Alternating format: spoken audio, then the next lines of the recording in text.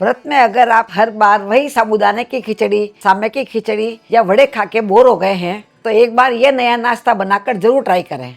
ये बाहर से क्रिस्पी और अंदर बिल्कुल ब्रेड की तरह सॉफ्ट बनता है। बनाने का तरीका और सामग्री बिल्कुल बेसिक होती है और स्वाद में तो इतना अच्छा कि आपको बिना व्रत भी बनाकर खाने का मन करेगा। तो सबसे पहले एक पैन के अंदर 1 टेबल स्पून जितना घी ले लेंगे। हम उपवास में घी खाते हैं इसलिए घी का इस्तेमाल कर रहे हैं।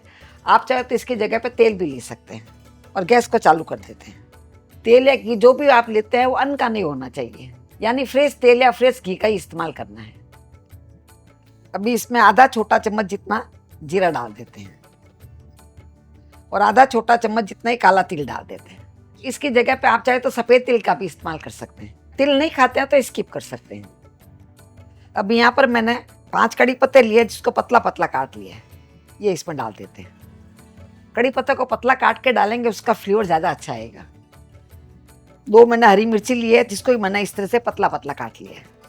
आँच को हम मध्यम कर लेंगे और एक बार सबको अच्छे से पका लेंगे। हरी मिर्ची को इस तरह से पका लेते हैं तो मिर्ची काफ़ी सॉफ्ट हो जाती है, तो उसका तीखापन भी कम हो जाता है।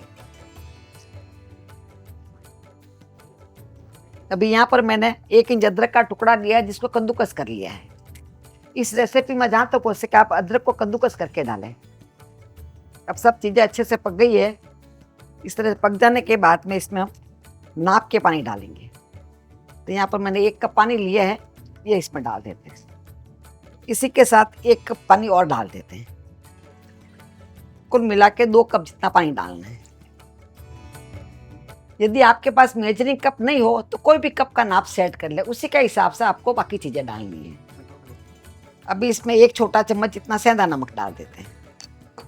आज हम उपवास के लिए बना रहे हैं इसीलिए इसमें सेंधा नमक डालेंगे। और 1 छोटा चम्मच जितना ही चिली फ्लेक्स डाल देते हैं। और थोड़ा सा मैंने हरा धनिया लिया है, ये भी इसमें डाल देते हैं। ये सब चीज़ें मैं उपवास में खाती हूँ इसीलिए इसमें डाल रही हूँ। यदि आप इसमें से कोई चीज़ नहीं खाते हैं तो स्किप कर सकते हैं। अभी सबको अच्छे से मिक्स कर लेंगे। वैसे आपको हमारे वीडियो पसंद आते हैं तो आप उसे लाइक ज़रूर किया करें। अब इस पानी के उबाल का वेट करेंगे और तब तक मैं आपको बता देती हूँ, यहाँ पर मैंने 1 कप जितना सामा चावल लिया है। हमारे राजस्थान में इसे सामा बोलते हैं, कुछ लोग इसे वरी तांदूर बोलते हैं और कुछ इसे बगर भी बोलते हैं।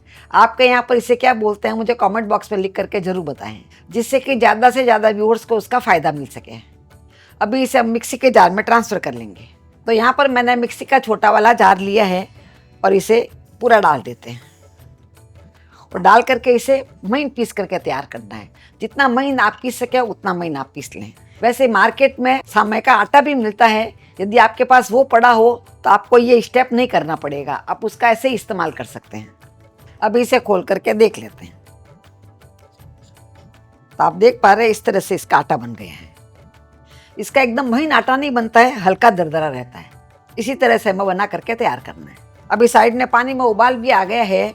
इसे ज़्यादा नहीं उबालना है क्योंकि पानी हमने नाप के ही डाला था। तो इस चीज़ का ध्यान रखें, 1 कप सामान लेते हैं तो उसमें 2 कप पानी डालना है। मेजरमेंट एकदम ईजी है। इस तरह से डाल दें, इसे मिक्स करते रहें, आराम से ये पक जाएगा। ये नाश्ता आपको इतना पसंद आएगा कि बिना उपवास भी आपको बना के खाने का मन करेगा। इस समय आप देख पा रहे हैं काफ़ी गीला लग रहा है। थोड़ी देर में ये सामा पूरे पानी को एब्जॉर्ब कर लेगा। मैं हमेशा आपको पानी का रेशियो एकदम परफेक्ट बताती हूँ, जिससे कि आपके घर में रेसिपी पहली बार में ही एकदम परफेक्ट बन के तैयार हो। आप देख पा रहे हैं इस समय भी इसका लुक कितना सुंदर लग रहा है। हमें इसे अच्छे से पका लेना है। हमने पीस के लिया इसलिए फटाफट पक जाएगा, ज़्यादा समय नहीं लगेगा। वैसे सामे की खिचड़ी तो आपने बहुत बार बनाई होगी, एक बार ये बना करके देखें। झटपट बनता है, आसानी से बन जाता है और खाने में तो बच्चों से लेकर बड़ों तक सभी को बहुत पसंद आता है।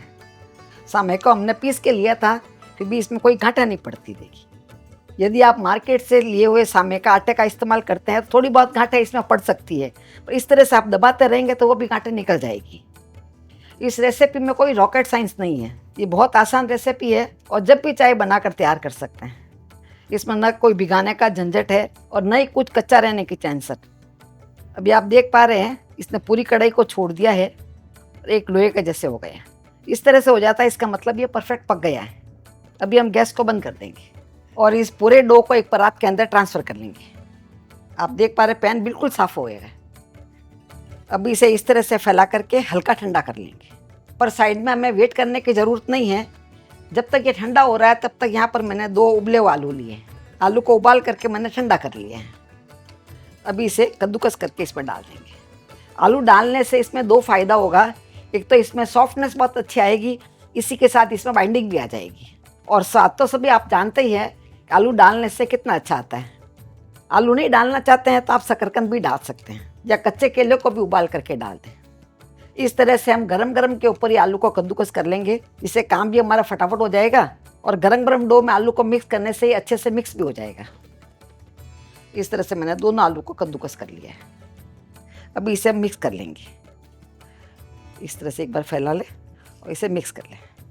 ध्यान रखें इस समय डो हमारा काफ़ी गर्म है तो इसे हाथ से मिक्स नहीं करें, कच्ची से ही आप इसे मिक्स करें, ये आसानी से मिक्स हो जाएगा। इस तरह से मैंने सबको मिक्स कर लिया है। मिक्स करने के बाद में यहाँ पर मैंने एक थाली ली है। इस थाली में थोड़ा सा घी लगा देंगे और घी को सब जगह फैला देंगे। घी लगाने से नाश्ता हमारा आराम से निकल जाएगा। अब इस गरम गरम डो को इसमें सेट कर देंगे, ये आराम से इसमें सेट हो जाएगा। पूरे डो को इस तरह से इसमें डाल देना है और इस तरह से फैला देना है। गरम गरम में फटाफट फैल जाएगा। इस तरह से मैंने इसे फैला दिया है और ऊपर से स्मूथ करने के लिए यहाँ पर मैंने एक कटोरी ली है और इसके ऊपर थोड़ा सा घी लगा देते हैं। हल्का सा इस तरह से लगा दें और इसे इस तरह से स्मूथ कर लें। अच्छा स्मूथ हो जाएगा ये। इस तरह से मैंने पूरे को सेट कर दिया है। आप देख पा रहे हैं एकदम स्मूथ हो गया है। अभी तक ये बहुत ही गर्म है। इसे हम फैन के नीचे ही ठंडा कर लेंगे, फ्रिज में रखने की ज़रूरत नहीं है, थोड़ी देर में ठंडा हो जाता है। अभी ये पूरी तरह से ठंडा हो गया है और अच्छे से फॉर्म भी हो गया है। अभी आप चाहे तो इसी थाली में आप काट सकते हैं, पर मैं इसके ऊपर एक प्लेट रख दूंगी। इस तरह से प्लेट रख के दूसरी प्लेट में निकाल लूँगी। इसमें हमने घी लगाया था बेस में, तो आराम से निकल जाएगा। देखिए ये बहुत ही अच्छे से जम गया। अभी यहाँ पर मैंने एक चाकू लिया है, इसे इस तरह से काट लेंगे, ये इजीली कट जाएगा। अच्छा से जमा हुआ है तो आराम से कट जाएगा। वैसे आपको इस तरह की नई नई रेसिपी पसंद आती है तो आप हमारे चैनल को सब्सक्राइब करके बेल आइकन जरूर दबा दें, जिससे जब भी हमारा नया वीडियो आएगा आपके फ़ोन में घंटी बज जाएगी। और यदि फेसबुक पर देख रहे हैं तो आप हमारे पेज को फॉलो कर सकते हैं। काटते समय यदि चाकू के चिपक रहा हो तो थोड़ा सा इसके ऊपर घी लगा करके आप इसे काट सकते हैं, ये इजीली कट जाएगा। मैं इसके स्क्वायर पीसेस काट रही हूँ, आप चाहे तो लंबे भी कर सकते हैं। इस तरह से मैंने सभी पीसेस को काट लिया है। एक पीस मैं आपको निकाल के दिखाती हूँ, देखिए कितना इजीली निकल रहा है। साथ ही देखिए इसकी एजेस कितनी क्लीन कटी है। इसी के साथ आप देख पा रहे हैं 1 कप समय में ढेर सारे बन करके तैयार हो गए हैं। पानी का रेशियो आप बराबर ध्यान रखेंगे तो आपके घर में इसी तरह से जमेगा और इसी तरह से अच्छे से कटेगा।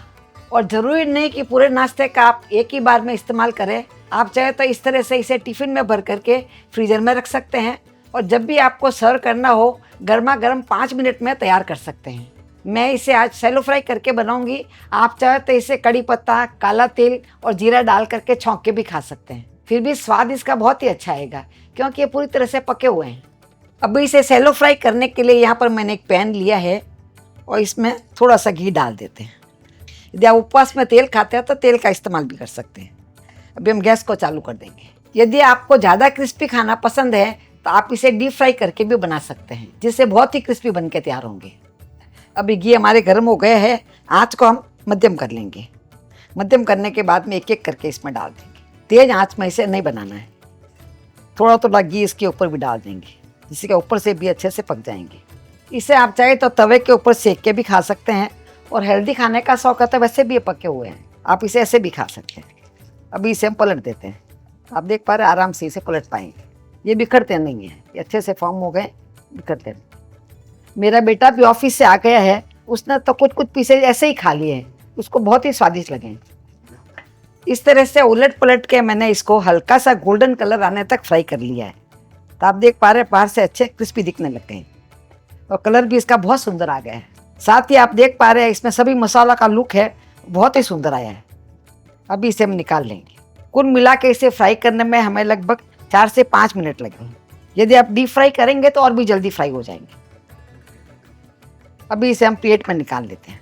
तो इस तरह का नाश्ता पहले ही बना करके आप फ्रीजर में स्टोर कर लेंगे, तो चाहे शिवरात्रि, नवरात्रि या किसी भी वार का व्रत हो, इसे आप सिर्फ 5 मिनट में फ्राई करके गर्मा गर्म सर्व कर सकते हैं।